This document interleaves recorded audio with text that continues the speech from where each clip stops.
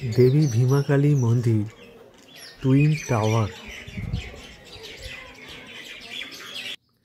কল্পা থেকে আমরা ব্রেকফাস্ট করে সকাল 9টায় বেরিয়ে পড়লাম সানাহারের উদ্দেশ্যে। এখান থেকে কল্পা থেকে প্রায় 80 কিলোমিটার দূরে অবস্থিত।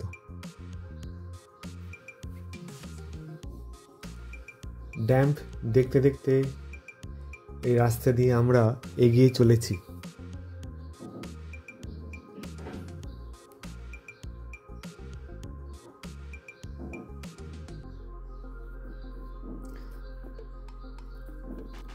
দুপুর 1টায় পৌঁছালাম সারাহান।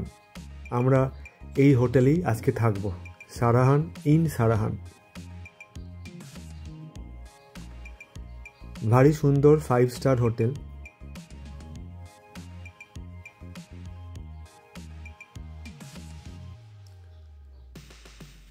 এখান থেকে মন্দির পায়ে হেঁটে লাগে 40 মিনিট।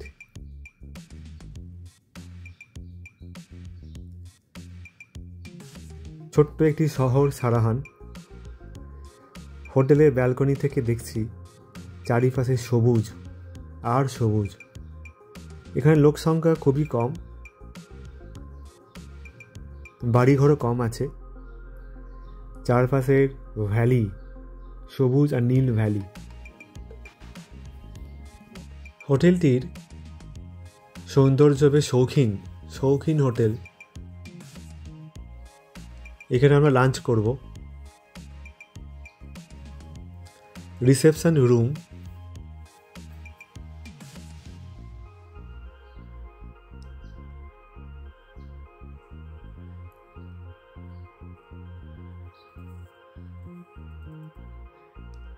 এই কিচেনে আমরা কিচেন বলছি।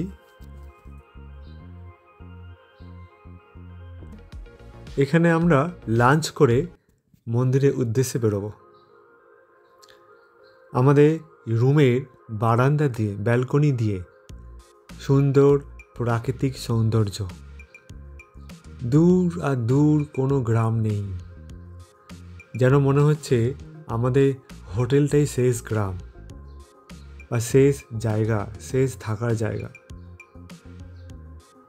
নিচে কয়েকটা ছোট্ট হোটেল আছে লোয়ার হিলে, কিন্তু তারপরে কিন্তু একদম দূরে ছোট্ট গ্রাম দেখতে পাচ্ছি, কিন্তু তারপর আর কিচ্ছু দেখা যাচ্ছে না। তারপর নীল পাহাড়, সবুজ পাহাড়। হয়তো এই জন্য আমাদের ব্যালকনিটাও সবুজ। আর দূরে দেখা যাচ্ছে বরফ আবৃত পাহাড়।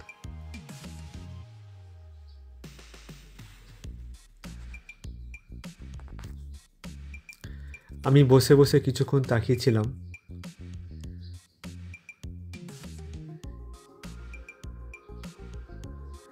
ব্যালকনিটিও সবুজ, কার্পেট দিয়ে মোড়া।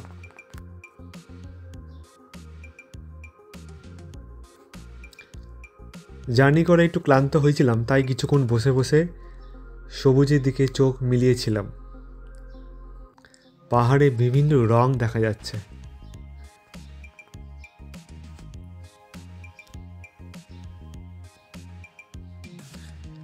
এখানে বসেই যেন সময় কেটে যাচ্ছে, কিন্তু আমাদের লাঞ্চ করে মন্দিরে যেতে হবে, তাই কিছুক্ষণ এখানে ছিলাম। ওখান থেকে ডাক পড়ছে লাঞ্চের জন্য।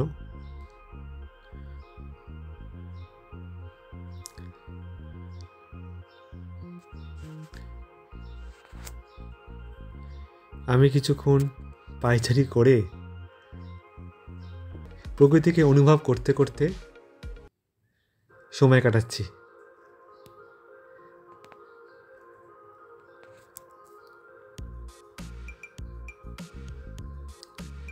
আমি হাঁটতে হাঁটতে এই রাস্তা দিয়ে চলে গেলাম। বাকিরা গাড়ি করে পরে আসবে, আমি আর থাকতে পারলাম না। হাঁটতে হাঁটতে দেবী ভীমাকালী মন্দিরের উদ্দেশ্যে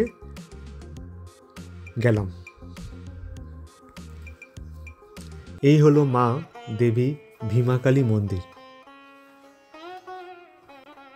বলা হয় যখন ভগবান বিষ্ণু তার সুদর্শন চক্র দিয়ে সতীর দেহ অবতরণ করেন, তখন তার দেহের বাম কান এই স্থানে পড়েছিল। 51টি শক্তিপীঠের মধ্যে তাই এটিও একটি শক্তিপীঠ।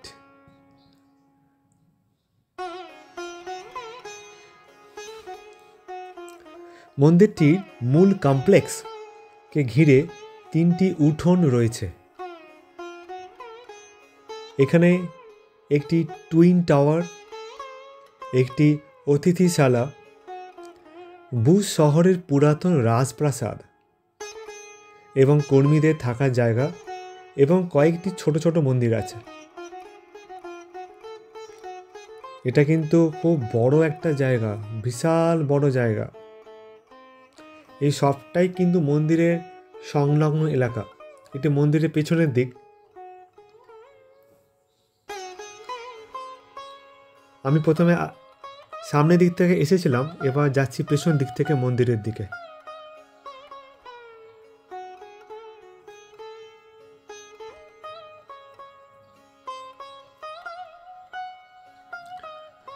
এটিও মন্দিরের পেছনের দিকে গাড়ি পার্কিং করার জায়গা।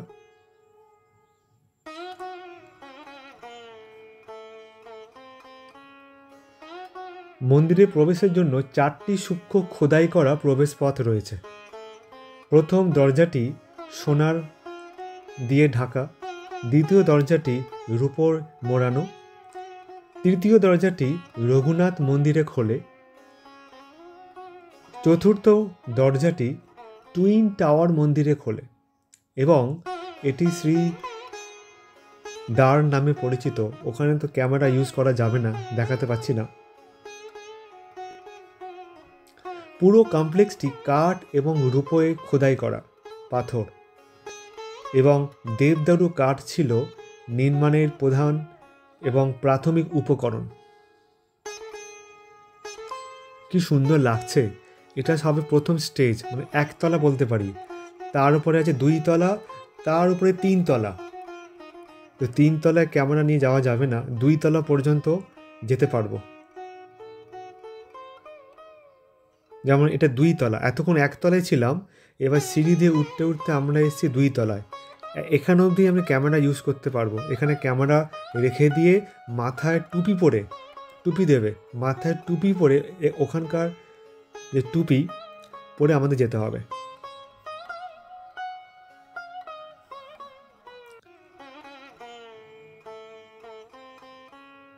দেখুন দরজাটি রূপোর প্রলেপ। ফোনগুলো রাখার একটি আলমারি আছে, ফোন নিয়ে যাওয়া যাবে না। চামড়া বেল্ট বা চামড়া মানি ব্যাগ নিয়ে যাওয়া যাবে না। প্রথম যে উঠোনটি, আমরা 1 তলায় ছিলাম, প্রথম উঠোনে নৃসিংহ মন্দির, দ্বিতীয় উঠোনে রঘুনাথ মন্দির এবং তৃতীয় উঠোনে দেবী ভীমকালী দেবী মূর্তি সম্বলিত টুইন টাওয়ার রয়েছে। আমরা এখন আছি দ্বিতীয় উঠোন বা দ্বিতীয় তলা বলতে পারেন। দেখছেন কাঠের কাজ, কাঠের কি সুন্দর কারুকার্য। বলা হয় 1905 সালে কাংড়া ভূমিকম্পের সময় মূল মন্দিরটি সামান্য হেলে পড়েছিল, কিন্তু পরবর্তী ভূমিকম্পের সময় আশ্চর্যজনকভাবে সোজা হয়ে গিয়েছিল।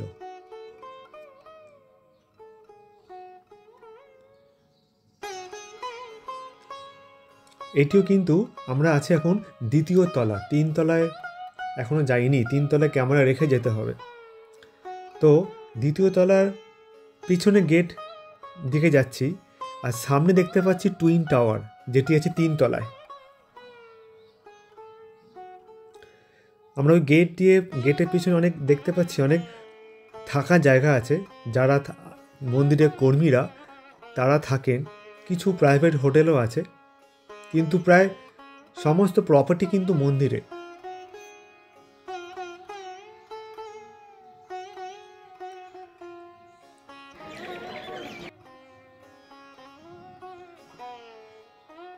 পরিষ্কার পরিচ্ছন্ন। কয়েকটি রয়েছে মিউজিয়াম, এখানে কয়েকটা আছে মিউজিয়াম।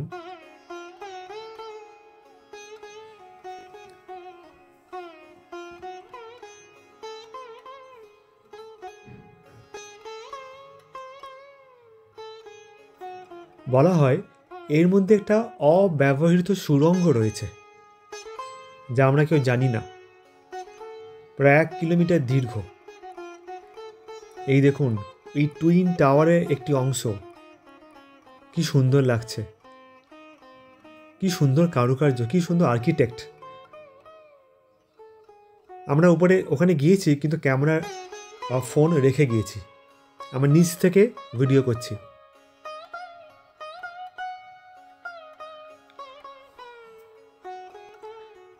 এই টুইন টাওয়ারে মা ভীমাকালী দেবীর মূর্তি স্থাপন করা হয়েছে। এবার টুইন টাওয়ারের মধ্যেও 3 তলা অবধি সিঁড়ি আছে, একবার উঠবেন সিঁড়ি দিয়ে, আবার উঠবেন, কাঠের সিঁড়ি।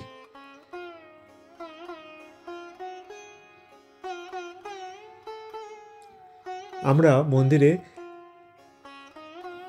এখানেই রয়েছি, আর এটা হলো মন্দিরের বাইরের পিছনের দিকের অংশ, পুরো আপেল বাগান। এখন এখানে আপেল হয়নি, কিন্তু পুরো সমস্ত প্রপার্টি কিন্তু ভীমাকালী দেবী মন্দিরে। এই মন্দিরটি সিমলা থেকে প্রায় 180 কিলোমিটার দূরে অবস্থিত। এটি ভুজ শহর রাজ্যের শাসকদের প্রধান দেবতা, এবং এখানে সুন্দর সুন্দর কাঠের ঘরবাড়ি দেখতে পারবেন। আমরা এখান থেকে চলাফেরা করছিলাম। রুটি বেলো, বাল্ব খোলো, রুটি বেলো, বাল্ব খোলো, রুটি বেলো। স্টার্ট।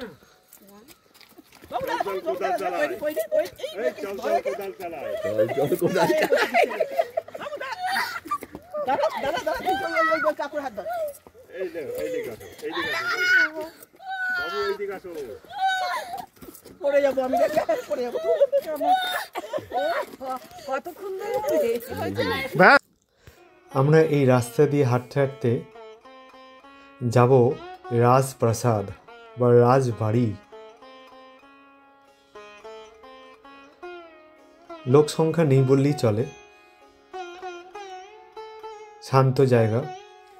এটিও মন্দিরের প্রপার্টি, রয়্যাল প্যালেস বলা হয়। এখানে আমাদের এন্ট্রি করা বারণ, তাই এন্ট্রি করতে পারছি না, বাইরে থেকে দেখতে পাচ্ছি।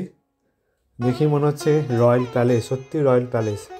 সবুজের মধ্যে এরকম কাঠের একটি রাজবাড়ি।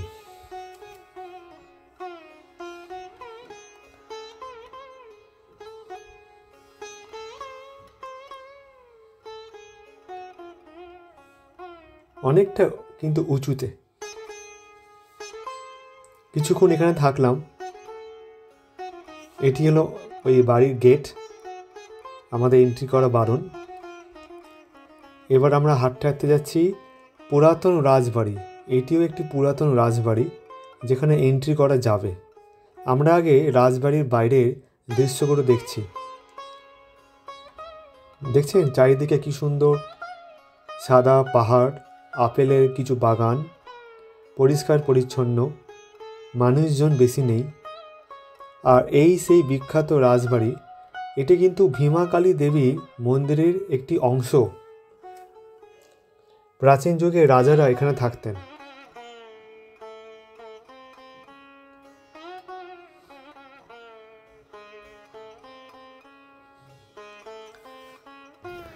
আমাদের সামনে আছে এই রাজবাড়ির মালকিনরা।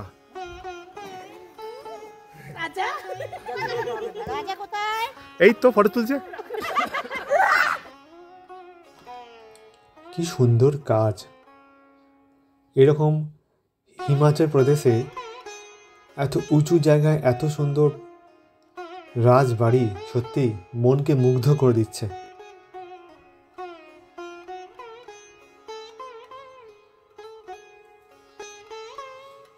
সত্যি সারাহান খুব সুন্দর জায়গা। আমরা বেশ কিছুক্ষণ এখানে ছিলাম।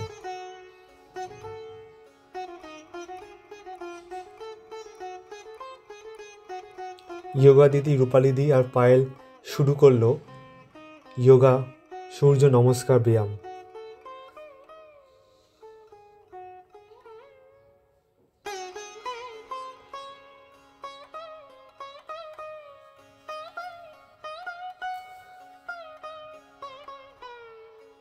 এরকম রাজবাড়ির সামনে এরকম সূর্য নমস্কার যোগা বেশ নস্টালজিয়াই লাগছে। আমি এত ভালো পারি না সূর্য নমস্কার ব্যায়াম, তাই আমি দেখছি, নাহলে আমিও করতাম।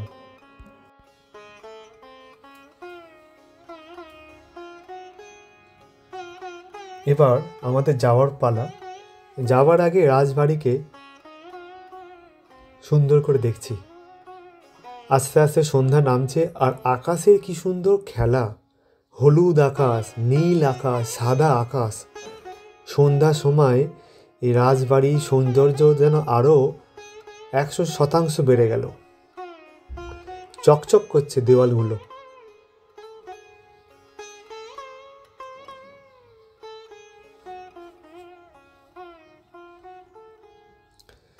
এই ছোট্ট মাঠে আমরা কিছুক্ষণ সময় কাটিয়ে এবার রাজবাড়ি থেকে বেরোবার আগের মুহূর্ত, সন্ধ্যা নামছে, কি সুন্দর লাগছে।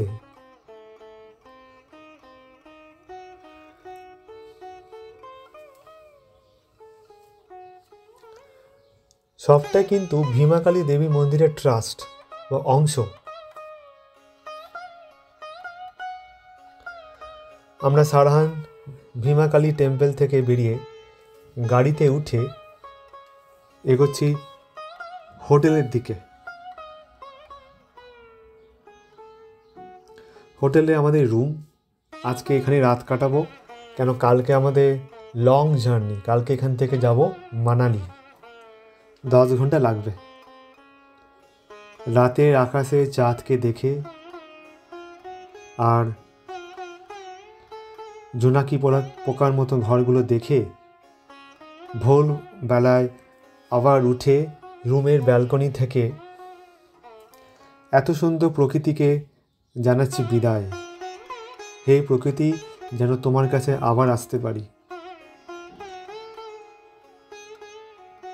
পাখির আওয়াজ শুনতে পাচ্ছি। একটু পরে কিন্তু এই পাহাড়টা হলুদ হয়ে যাবে সূর্যের আলোয়।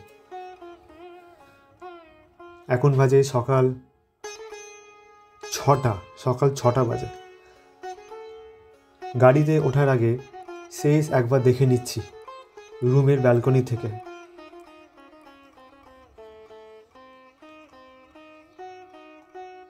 এবার গাড়িতে উঠে গেছি, গাড়ির জানলা দিয়ে একবার দেখছি সামনের প্রাকৃতিক সৌন্দর্য।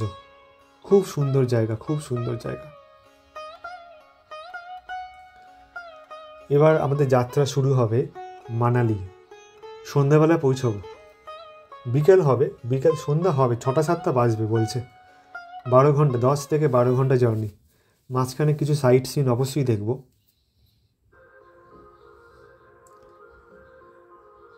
হোটেল সারহান, এত সুন্দর জায়গা, আর কোনো বাড়িঘর নেই আশেপাশে। খুব সুন্দর লাগলো, শান্ত প্রিয় জায়গা, মানুষজন খুব শান্ত, অনেস্ট, প্রকৃতির মতনই এখানকার মানুষেরা। এই দেখুন হলুদ হলুদ হলুদ পাহাড়। দেখতে দেখতে আমরা সামনের দিকে এগোচ্ছি। কি সুন্দর লাগছে। আবার দেখা হবে সন্ধ্যাবেলায় মানালিতে। ওখানে আমরা 3 রাত থাকবো। অবশ্যই সাবস্ক্রাইব করবেন।